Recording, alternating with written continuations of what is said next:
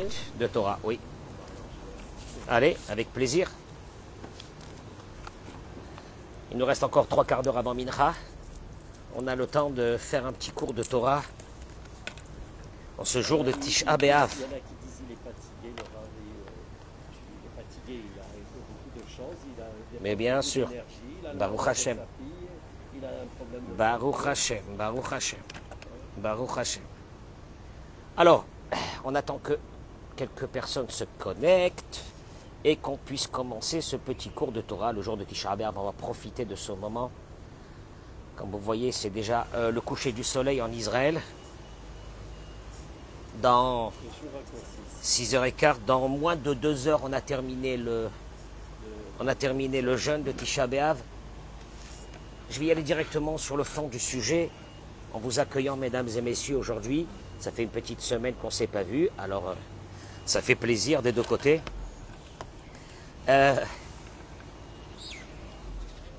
Cette capacité que nous avons, nous, le peuple d'Israël, après tous les drames, tout ce qui nous est arrivé dans notre histoire, à rebondir et à recommencer, c'est quelque chose de phénoménal. On est en train de pleurer aujourd'hui la destruction du temple pour montrer à Dieu combien on attend cette reconstruction qui va nous apporter cette lumière qui nous manque dans notre vie. Mais on n'oublie pas une chose, rien n'a pu nous amener au désespoir. Rien. On est parti pendant 2000 ans, on a gardé notre Torah, nos coutumes. On est revenu, il y a 1954 ans qu'on a quitté ce pays. On est revenu, on l'a reconstruit ce pays. Nos yeux sont rivés toujours vers l'avenir. Quoique nous n'oublions jamais notre passé, ce qu'on a vécu. D'où avons-nous cette capacité à rebondir de cette façon? D'où est-ce qu'on a cette capacité à rebondir?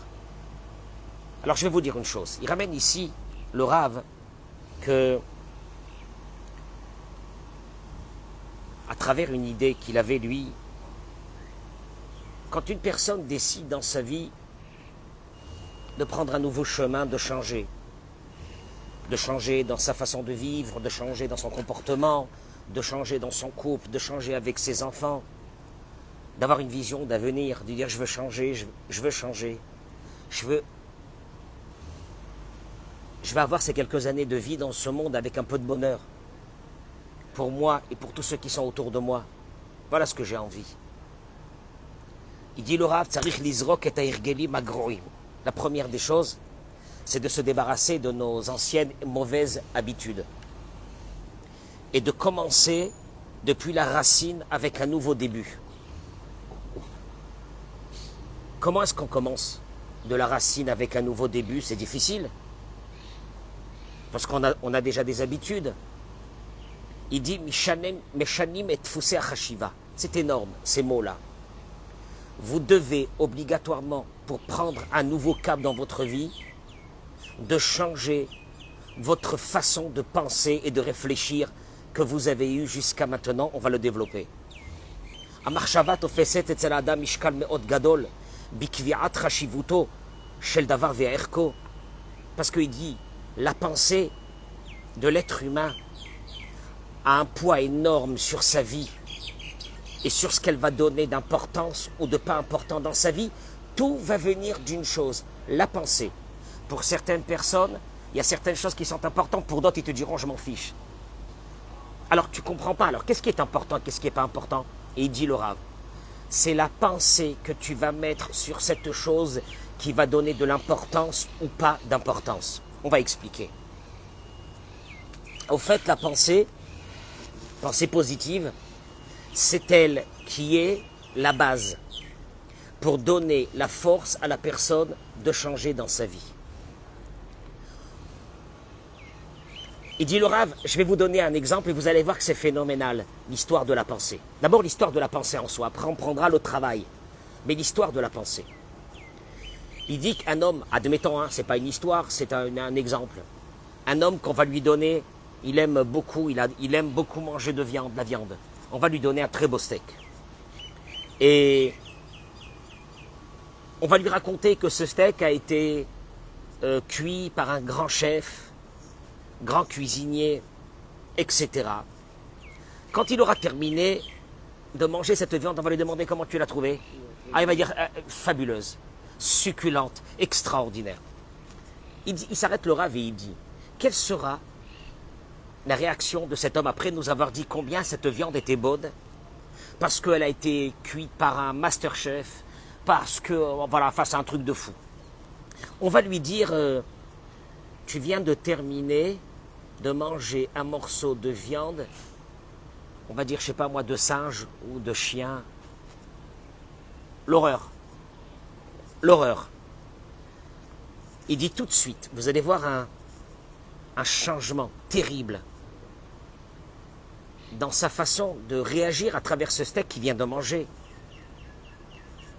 Ce plaisir qu'il avait jusqu'à maintenant va se changer par un dégoût. Pourquoi?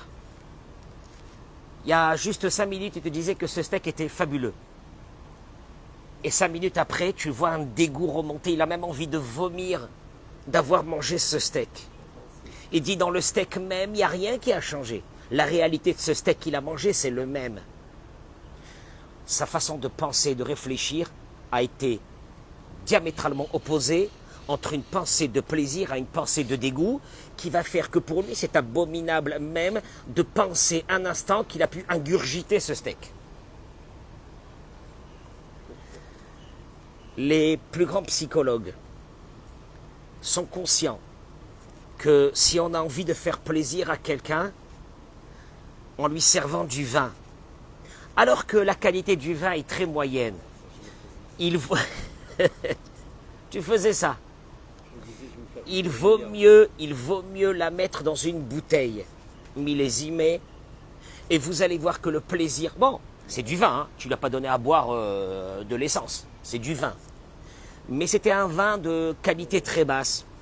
Tu vas lui mettre dans une bouteille de grand cru classé et tu vas voir d'un seul coup le plaisir. Parce qu'il est en train de penser qu'il est en train de boire un très bon vin. Qu'est-ce qui se passe ici? Les sikoum, en résumé, avant d'expliquer, si vous pouvez partager ce cours, parce qu'il est très important dans notre vie, je vous en prie. Aujourd'hui, on n'a pas la coutume de dire bonjour, c'est pour ça que je ne vous ai pas salué. Mais vous êtes avec nous dans nos prières, Bezrat Hashem, et on reprendra dans la joie les autres jours à venir d'autres cours. En résumé, c'est nous qui décidons notre vie à travers notre réflexion. Gam ke'ev vegam mana'a. Même quand il nous arrive une épreuve, ou quand on a, Baruch Hashem, quelque chose de plaisant. Tout va passer à travers un filtre qui s'appelle notre pensée.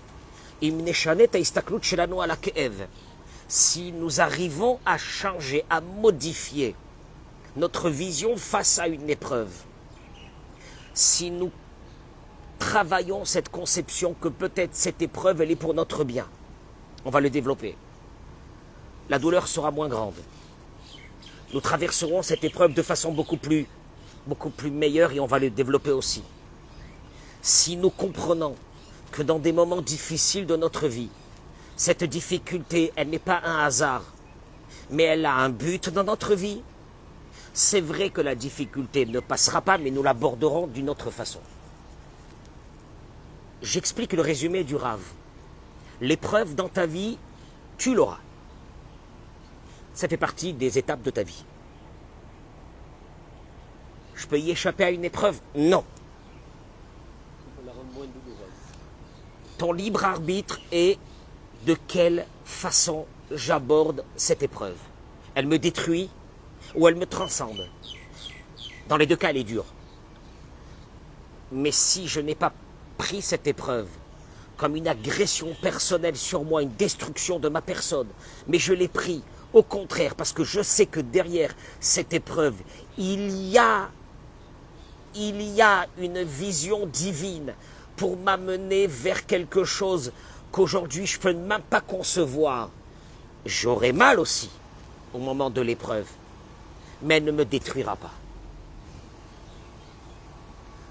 On développera ça dans les jours à venir, mais je vais y aller vers quelque chose d'énorme. changer sa façon de penser. Changer sa façon de penser. 4 mots qui sont très durs. Beaucoup de personnes, en entendant ces 4 mots, sont déjà désespérées avant d'avoir commencé. Malheureusement, ils perdent beaucoup. Il faut d'abord mettre son esprit sur une base, un yesod, quelque chose de très important. On est tombé, on a reçu un coup, on a eu une épreuve, on s'est forcé, on a tout donné pour réussir et on n'a pas réussi. On a tout donné pour réussir et on n'a pas réussi. Alors, tu as une façon. Tu dis à ton désespoir, tu ne vas pas m'avoir aujourd'hui. À ta colère, tu ne m'auras pas aujourd'hui. Je ne vais pas plier. Je vais retourner à ma première place et je vais recommencer. Vous allez le voir, c'est énorme. Je vais me lever demain matin et je vais recommencer une nouvelle journée complètement. C'est une obligation pour travailler ce qu'on appelle une pensée positive, parce que la pensée positive ne peut pas venir.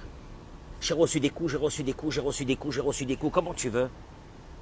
Je suis en colère, je suis déçu de moi, je suis déçu des autres, etc. Regarde ce que tu fais. Première chose, tu te dis je retourne à ma place. Pourquoi je vais retourner à ma place? Vous allez le voir. Et demain matin, je reprends comme si de rien n'était, une nouvelle aventure. Et ça fait partie des bases de la Torah. Où on l'a trouvé dans la Torah, vous allez le voir, une chose extraordinaire. Le Steipeler, un de nos grands maîtres, le papa de Raphaïm Kanievski, a dit une fois, au moment où c'est qu'Avraham Avinu est venu prier à Dieu pour ne pas détruire la ville de Sodome, il lui a dit peut-être qu'il y a 50 justes dans la ville. Dieu lui a dit s'il y a 50, je ne le détruis pas, mais il n'y a pas 50. Ah, peut-être qu'il y a 45. Dieu lui a dit il n'y a pas 45. Peut-être qu'il y a 30. Dieu lui a dit il n'y a pas 30. Peut-être qu'il y ait 20 tzadikim, 20 justes. Tu ne peux pas détruire une ville pour ça. Il lui a dit il n'y a pas. Peut-être qu'il y a 10. Il lui a dit il n'y a pas. Et à ce moment-là, il y a un verset qui passe inaperçu aux yeux de tout le monde. Ve'Avraham shav limkomo. Et Avraham retourna à sa place. Il demande de Steipeler, il dit qu'est-ce que ça veut dire il est retourné à sa place? Je vais dire bon. Non, mais qu'est-ce que ça veut dire il est retourné à sa place, quoi? Il était là-bas pour aller prier, puis la Torah nous dit qu'il est retourné chez lui. Enfin, c'est normal, quoi, il ne va pas rester là-bas. Et non, c'est un autre sens. Avraham retourna à sa place. Il dit le Steipeler la chose suivante, que la Torah est venue nous apprendre qu'après qu'il a fait tout ce qu'il a pu, et il a échoué. Il a échoué, il peut rester dans cet échec. Et Abraham décide qu'il ne reste pas dans cet échec. Il retourne à sa place. Traduction, je recommence. Je vais réessayer demain complètement. Toute notre vie, on souffre parce que nous sommes restés, on a eu des échecs et on est resté à côté de ces échecs. Elles nous ont pétrifiés pour le restant de notre vie. Elles nous ont détruit notre vie. Ce peu de vie qu'on a, qu'on devrait être joyeux, être heureux, être bien avec nos enfants, avec nos épouses, nos maris, elles nous ont détruits parce qu'on est resté à côté de l'épreuve. Avraham Avinu n'est pas resté à côté de l'épreuve. Ve'Avram shavlim komo. Avraham retourna à sa place. Traduction, Avraham va recommencer demain matin une nouvelle aventure. Celle d'hier, il a laissé derrière lui, il a échoué, il recommence depuis demain matin. C'est la base de la vie. Atafkit shelanu hu lenasot pa'am ve'ot pa'am, il dit le Rav. Notre but, c'est d'essayer. Une fois et encore une fois. Tu as rencontré un garçon, ça n'a pas marché, ben tu vas rencontrer demain un autre garçon. Oui, mais l'échec d'hier me brûle encore le cerveau et je n'ai pas le courage d'affronter une deuxième. Voilà. Ainsi dans le travail, ainsi dans le shalom dans la maison, ainsi dans tout. Et après que tu as essayé, tu as vu que ça n'a pas marché, le karakloum, c'est pas grave. Tarzor limkomcha, retourne à ta place et recommence de là-bas. Atayachol et atrid, machar me'atrala, recommence demain depuis le début. Depuis le début, l'échec d'hier, je m'en fiche. C'est comme ça que les bénis Israël, ils sont partis. Mais nos ancêtres, c'est comme ça qu'ils sont partis. On a tout perdu, mais c'est pas grave, on recommence. On aurait pu rester pétrifié sur cette destruction du temple. Et notre peuple, tout doucement, aurait disparu. Altiten l'arzavot lishborotra. Ne laisse pas les déceptions te briser. Tu as essayé, tu as fait ce que tu pouvais. Dieu t'a demandé de faire ta ishtadlout.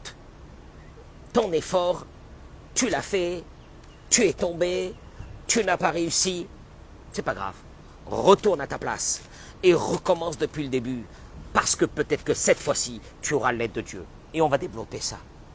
Le Rav Yecheskel Evinstein, un de nos grands maîtres, il écrit Midarke Shamaim, parmi les fonctionnements du ciel, il y a un des fonctionnements qui est Ayeshua ve'atzlacha, que la réussite et la libération viennent Besha'a shenira she'en shum tikva. Je l'ai vu moi comme une fois dans ma vie, mais pas que moi seul. Les libérations arrivent quand tu te rends compte, entre guillemets, que tu n'as plus aucun espoir dans ta vie. C'est énorme. Quand tu es au plus bas, le passage qui dit Rabot Ra'ot Tzadik dans Teilim. Le Tzadik, il va avoir beaucoup de difficultés dans sa vie. Il va avoir beaucoup de problèmes dans sa vie. Il va passer beaucoup d'épreuves dans sa vie. Il aura beaucoup de drames dans sa vie. Rabot Ra'ot. Il va passer plein de choses. Tzadik. Mais c'est le Tzadik. Tu sais pourquoi? Tu sais pourquoi il est Tzadik? Il dit, le Rav Yecheskel Evinstein, parce que le Tzadik sait qu'au moment où c'est qu'il a toutes ces épreuves, elles sont venues simplement. C'est un test de Dieu pour savoir où tu en es avec ta Emouna. Alors lui, qu'est-ce qu'il fait le Tzadik? Rabot Ra'ot. Il a beaucoup de mal, le Tzadik, mais il sait une chose. La suite du verset. Umikulam yatzilenu Adonai. Et à la fin, et à la fin, et à la fin. Dans la majeure partie des cas de notre vie, à moins qu'il y ait une xéra de Dieu, à moins qu'il y ait un décret de Dieu, mais dans la majeure partie de notre vie, en fin de compte, on a passé. Le problème, tu sais c'est quoi? C'est que malheureusement, on ne s'arrête pas au moment dans les réussites qu'on a eues dans notre vie pour nous donner du push. On s'arrête sur les déceptions de notre vie pour dire je ne pourrais pas arriver, je ne pourrais rien faire de ma vie. Zé Adam, le verset il continue, il dit le Rav. Isaïe l'a dit lui-même, Mi bachem yireh Hashem. Le prophète il demande, il dit qui c'est qui craint Dieu? Ce sont qui ceux qui craignent Dieu? Shomeya bekol avdo. C'est ceux. Shomeya bekol avdo. Qui sont ceux-là qu'on peut dire qu'ils ont la crainte de Dieu? Que Dieu, quand un jour ils vont appeler Dieu, Shomeya bekol avdo, Dieu va écouter leur prière, la prière du serviteur. Qui sont ceux-là? Asher alach bechashachim, ven nogalo. C'est ceux qui étaient dans le noir, ceux qui étaient dans les tunnels de leur vie. Iftach beshem Hashem v'isha'en belokav. Et qu'il a continué avec ça. À prendre la main de Dieu et à ne pas désespérer. Gam bizmanim noraim elo, il dit Rav Yecheskel Evinstein, même dans les moments les plus difficiles de notre vie, tu gardes la main. Tu attrapes la main de Dieu et tu dis Dieu, je te sens, tu es avec moi. Je suis dans un tunnel, mais tu es avec moi. Je garde ma foi. Même que Dieu, je vois que de façon naturelle, il n'y a pas d'espoir. Il n'y a pas de porte d'ouverture. Mais je sais que tu es là. Et si tu es là, tout est possible.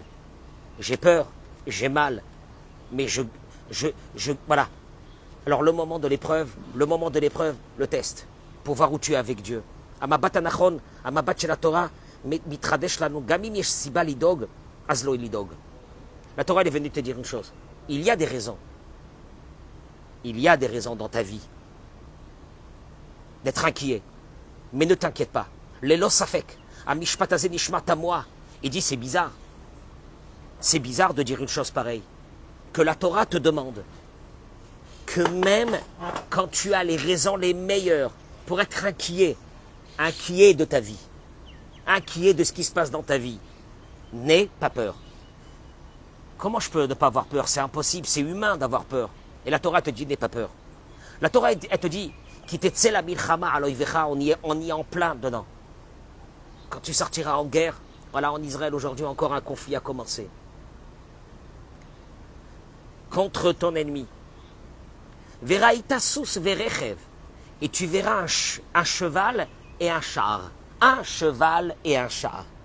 Amrav, un grand peuple, plus que toi, n'aie pas peur d'eux. Car Dieu est avec toi. Et il t'a fait monter d'Égypte. Milchama, il dit, une guerre, ça peut être une guerre comme nous on l'entend dans les films. On voit la guerre, les chars, les bombes, etc. Ça peut être ta guerre particulière, c'est la même chose. Et là, tu vois devant toi Amrav, tu vois devant toi un peuple énorme. Traduction, tu vois devant toi des épreuves que tu pourras pas les surmonter. La Torah, elle te demande. Veraïtasus varechev. Et tu verras un cheval et un char. Qu'est-ce que ça veut dire? La Torah vient de te dire qu'il y avait un peuple énorme qui venait vers toi pour t'attaquer. Et tu me dis, tu as vu devant toi un cheval et un char? Ce sont les mots du verset de la Torah. Qu'est-ce que ça veut dire?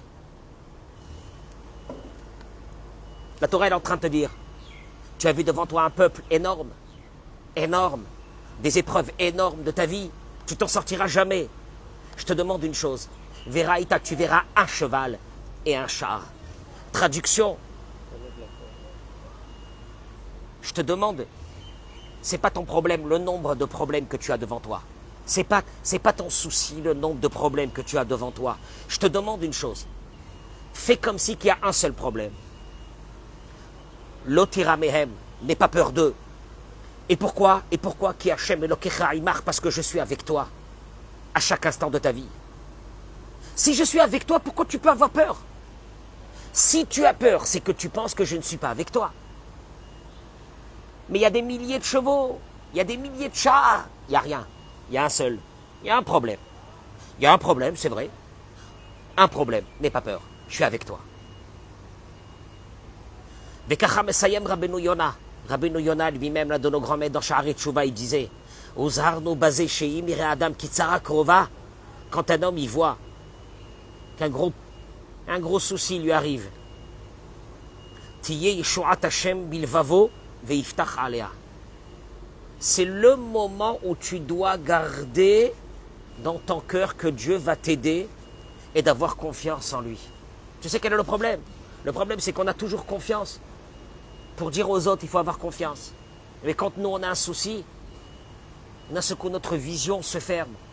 Qu'est-ce qu'il y a? Au fait, pourquoi tu as peur? Parce que ta vision a changé. Ta façon de penser a changé, c'est ce qu'on a dit depuis le début du cours. Ta façon, elle a changé. Tu sais pourquoi elle a changé? Parce que tu as l'impression d'être seul. Tu as l'impression qu'il n'y a plus d'espoir dans ta vie. Je termine par une chose. Une histoire qui s'est passée avec un de nos grands tzadikim aux États-Unis qui s'appelait le Rav Pesach Krohn. Le Rav Pesach Krohn raconte qu'il avait l'habitude de temps en temps de partir avec des groupes de juifs américains visiter les camps de la mort, aller pèleriner. Ils se sont retrouvés un jour à Budapest. Et il est connu que la Hongrie a énormément tué de juifs de façon libre pendant la Shoah. Et l'un des endroits où il y a eu des plus grands massacres, c'était au bord du Danube. Et d'ailleurs, ils amenaient comme ça des milliers de personnes, ils les attachaient, plusieurs entre elles, ils tiraient sur une ou deux personnes, et ça coulait, puisque ces deux étaient morts, ils coulaient les autres qui étaient attachés avec eux. Horrible. Il raconte ce Rav Pesach Krohn que sur un des quais du Danube, en 2005, ils ont scellé par terre, sur le sol, 60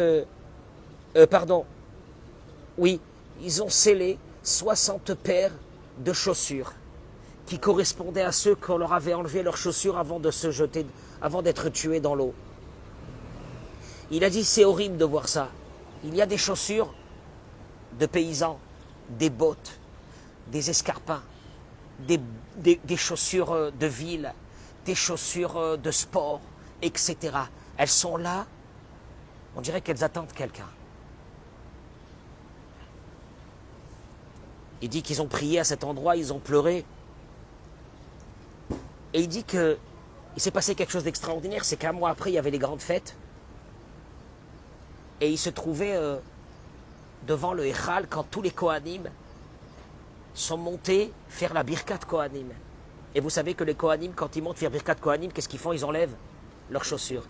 Et d'un seul coup, il a eu la vision devant lui en voyant ses chaussures, la vision de ses chaussures qui étaient en métal scellées sur le quai du fleuve du Danube. Il a dit quelle différence qu'il y a entre ces deux chaussures. Il a dit ceux-là, il n'y a plus personne qui vont les chausser.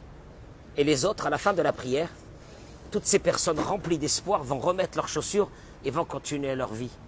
Il a dit le Rav, alors que les autres, on les a tués, ils n'ont plus cet espoir. Il a dit le Rav, tu vois bien que ces chaussures te pétrifient parce qu'il n'y a plus d'espoir. Ceux-là, des Kohanim, ne te pétrifient pas parce que tu sais que 5 minutes après, ils vont remonter, ils vont remettre leurs chaussures et ils vont continuer leur vie. Il dit le Rav une chose, ce qui t'est demandé à toi, c'est que de temps en temps dans ta vie, tu as enlevé tes chaussures. Et tu as décidé de ne plus marcher. La Torah, elle te demande, écoute-moi bien, la force, tu ne peux l'avoir que par une chose, pour recommencer, à remettre tes chaussures et à remarcher. Tu sais comment? Par une chose, ta façon de penser. Tu sais laquelle? Demain matin, je recommence, comme on a dit au début du cours. Ve Avram shavel limkomo. Et Avram, il est retourné à sa place. Et il a recommencé sa vie. Il y a eu des échecs, c'est pas grave. Notre peuple a vécu avec énormément d'échecs. Mais il savait toujours une chose. Que dans tous ces échecs-là, il avait une chose. Iftach b'shem Hashem v'isha'en be'elokav. Il a gardé les paroles d'Isaïe. Il peut nous arriver ce qui nous arrivera. Il y a Dieu qui est avec nous et qui nous protège. Il est avec moi. Oui, j'ai échoué aujourd'hui. Mais demain, c'est une autre journée. T'as enlevé tes chaussures, remets-les. Et recommence demain matin. Depuis demain matin, recommence comme si que tu n'as jamais essayé. Celui qui réussira, c'est celui que le matin, quand il met ses chaussures, pour lui, il n'y avait rien avant. Il est face à une nouvelle aventure, remplie d'espoir. Et l'autre, c'est celui qui est pétrifié par les échecs qu'il a eus. Ça sera la différence. Je vous remercie d'avoir écouté ce petit moment de Torah et on se retrouve Bezrat Hashem très bientôt. Amen. Ken Yiratzon.